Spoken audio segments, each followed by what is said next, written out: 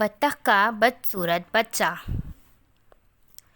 ایک دفعہ کا ذکر ہے، ایک ندی کے کنارے ایک بطخ رہتی تھی۔ وہ ہمیشہ سے خوبصورت تھی۔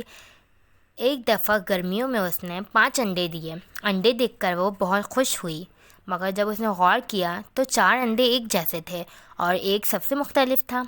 وہ انڈے کو دیکھ کر پریشان ہو گئی اور انڈے کے ٹوٹنے کا بے صبری سے انتظار کرنے لگی۔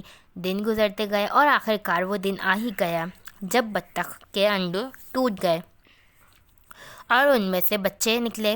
بطخ نے کہا، ارے واہ، یہ خوبصورت بچے ہیں، بالکل اپنی ماں کی طرح، مگر یہ کیا، سفید انڈا کیوں نہیں ٹوٹا، وہ کیوں نہیں کھلا؟ شاید اس میں سے سب سے خوبصورت بچہ نکلے گا۔ وہ سفید انڈے پر بیٹھ گئی اور اسے سیکھنے لگی۔ کچھ دن بعد وہ انڈا ٹوٹا اور اس میں سے ایک بچہ نکلا۔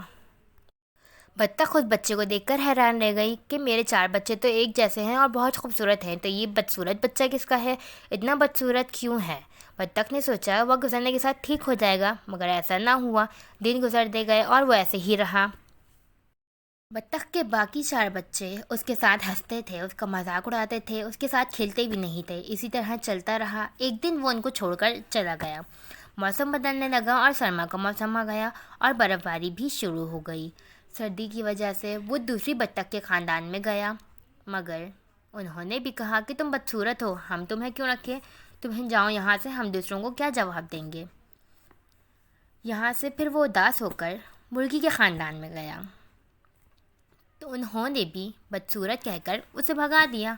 پھر وہ ایک کتے کے گھر گیا، تو اس نے بھی کہا، تم اتنے بدصورت ہو، جاؤ یہاں سے، اپنا کام کرو، میں تمہیں کیوں رکھوں۔ پھر وہ اداس ہو کر واپس اپنے گھر جانے لگا، تو اس کی نظر ندی میں موجود ایک راج بگلے پر پڑی جو ندی میں کھیل رہا تھا۔ تو اس نے سوچا یہ میرے جیسا دکھتا ہے۔ پھر اس نے ندی میں اپنے آپ کو دیکھا تو پھر خوش ہو گیا کہ میں ان سے الگ اس لیے ہوں کہ میں تو مرغی ہوں ہی نہیں، میں تو راج بگلا ہوں۔ پھر وہ اس بگلے کے پاس چلا جاتا ہے اور ان کے ساتھ خوشی خوشی رہنے لگتا ہے۔